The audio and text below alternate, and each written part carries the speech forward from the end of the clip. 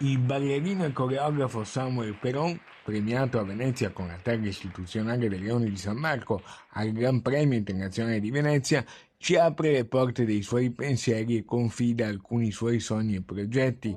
Ricevere un Leone di San Marco per un Veneto ha un sapore e significato tutto particolare.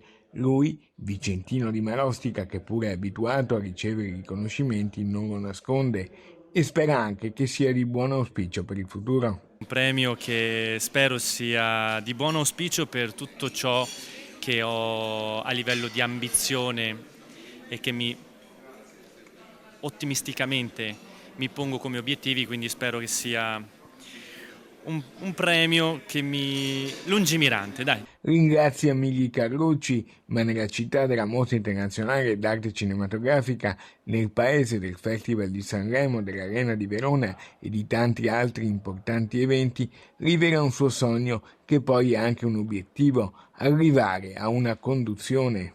Il mio sogno è quello di arrivare a far conduzione e speriamo di arrivarci. Beh, devo dare il merito al fatto che ho iniziato a 23 anni con Ballando con le Stelle e quello poi è stato il treno che mi ha permesso di percorrere la mia carriera televisiva e di avere una visibilità. Ai giovani e alle persone di tutte le età regala qualche consiglio.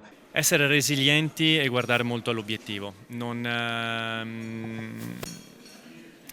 mollare la spugna, non gettare la spugna alla prima caduta che si fa. Bisogna imparare a prendere i colpi e a mettersi in piedi molto velocemente. Ci fa un saluto per i telespettatori di Antenna 3 Media Nord-Est che la seguono sempre. Un saluto tutti quanti, vi auguro una buona giornata.